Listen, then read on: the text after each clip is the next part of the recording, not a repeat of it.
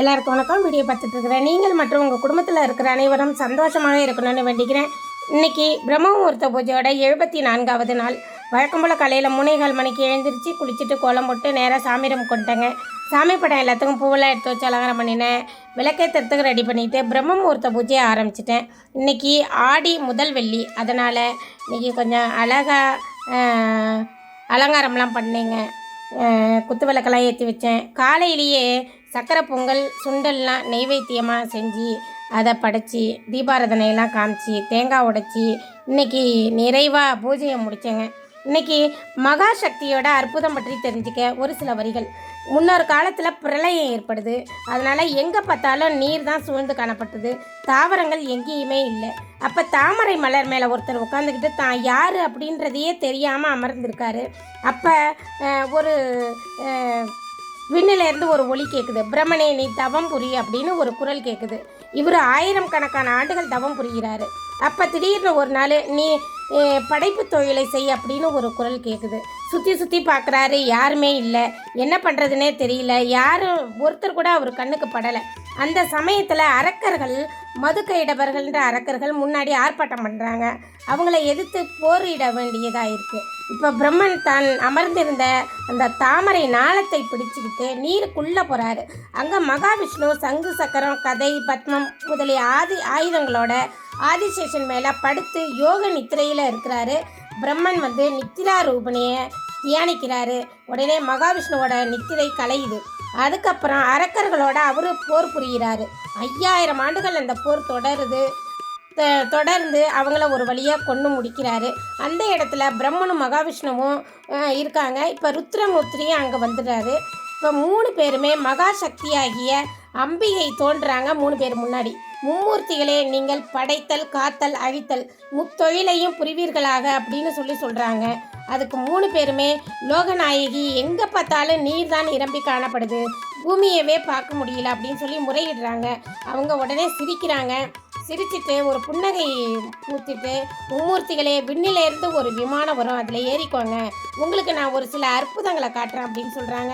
கொஞ்ச நேரத்தில் நவரத்னம் பதிச்ச விமானம் ஒன்று வருது. அதில் 3 பேரும் ஏறி அமர்றாங்க. பராசக்தியோட அருளால் விமானம் தானே வானவெளியில் பறக்குது. அப்போ அந்த விமானம் ஒரு இடத்துல போய் நிற்கிது. அங்கே நீர் பெருக்கே இல்லை. தாவரங்கள், மலைகள், நதிகள், நீர்நிலைகள், நாடு நகரம், காடு, மக்கள், விலங்குகள் எல்லாத்தையும் பார்க்குறாங்க. ஒரு மன்னன் வேட்டையாடுறதையும் பார்த்து அதிசயமாக பார்க்குறாங்க. அப்போ அவங்களுக்கு சந்தேகம் ஏற்படுது. ஆனால் அந்த விமானம் அந்த இடத்துல நிற்காம வேறு ஒரு இடத்துக்கு பறந்து போகுது. அங்கே இன்னொரு இடத்துக்கு போனால் அங்கே சோலைகள், பாரிஜாத மலர், காமதேனு பசு, ஐராவத யானை எல்லாத்தையும் பார்க்குறாங்க. அங்கே அரண்மனை இருக்குது. அங்கே தேவ கன்னிகைகள் ஆடல் பாடல்லாம் புரிகிறாங்க. வித்யாதர்கள், யஷர்கள், இப்படி எல்லாரும் மரத்தடியில் சந்தோஷமாக இருக்காங்க. வருணன், குபேரன், அக்கினி, சூரியன், யமதர்மன், தேவர்கள் இப்படி எல்லாரும் இருக்காங்க. இந்திரன் போன்று தேஜஸோட ஒருவர் பூமியில் வெளிப்பட்டு அங்கே இறங்குறாரு. யாருன்னே புரியல. 3 பேரும் யோசிக்கிறாங்க. யோசிச்சுட்டு இருக்கும்போதே அந்த விமானம் இன்னொரு இடத்துக்கு போகுது. அது பிரம்மலோகம்.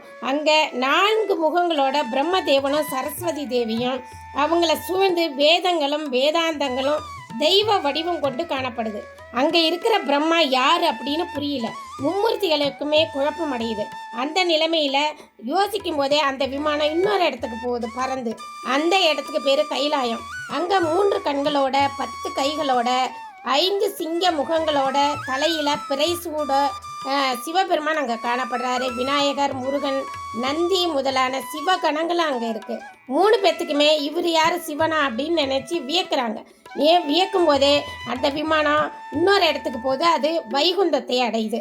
அங்கே இருந்த பெரிய மண்டபத்தில் ஸ்ரீமத் நாராயணன், லட்சுமி தேவி சாமரை வீச திவ்யமான ஆடை ஆபரணங்களோட 4 கரத்தினோட கருட வாகனத்தில் ஆதிமூர்த்தியாக அமர்ந்திருக்காரு.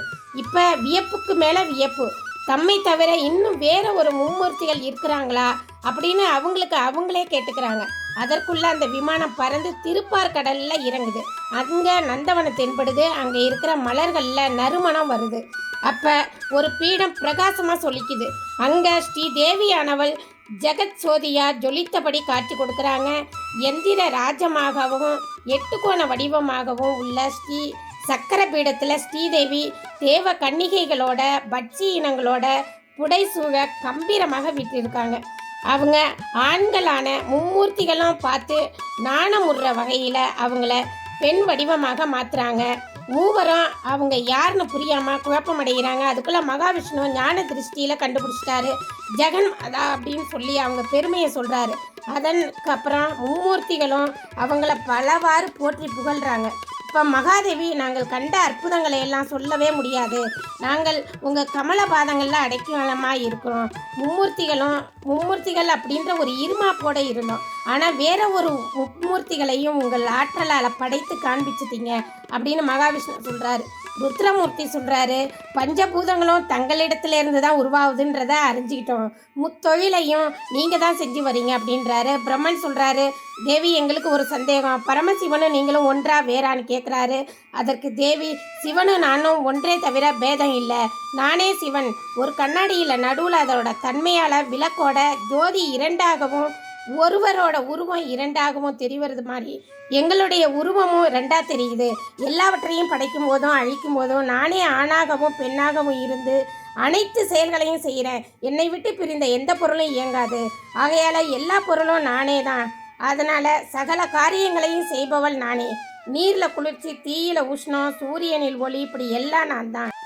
என் சம்மந்தம் இல்லாமல் எதுவுமே அசையாது இந்த பிரபஞ்சத்தில். இனி உங்களோட இருப்பிடங்களுக்கு போய் உங்களுக்கு உரிய தொழிலை செஞ்சுட்டு வாங்க அப்படின்னு சொல்கிறாங்க. அதோட பிரம்மனுக்கு ரஜோகுணமுடைய சரஸ்வதி தேவியையும், மகாவிஷ்ணுக்கு சத்துவ குணமுடைய மகாலட்சுமியையும், ருத்திரனுக்கு தமகுணமுடைய மகாகாளியையும் தோற்றுவித்து அவங்களுக்கு மனைவியாக அனுப்பி வைக்கிறாங்க. தன்னோட முக்குணத்திலிருந்து 3 பேரும் தோன்றியதால் அந்தந்த தொழிலுக்கு உரிய குணத்தையே அவங்க பெற்றிருப்பாங்கன்னு சொல்கிறாங்க. இப்போ மும்மூர்த்திகளிட்டையும் நீங்கள் உங்கள் கடமையை சரிவர செஞ்சுவாங்க. உங்களுக்கு ஏதாவது கஷ்டம்னு இருந்தால் என்னை நினைச்சாலே போதும், உங்களுக்கு தரிசனம் கொடுத்து துயர போக்குவேன். தேவியான நானும் சிவபெருமானும் வணங்கத்தக்கவர்கள் அப்படின்னு சொல்லி அனுப்புகிறாங்க.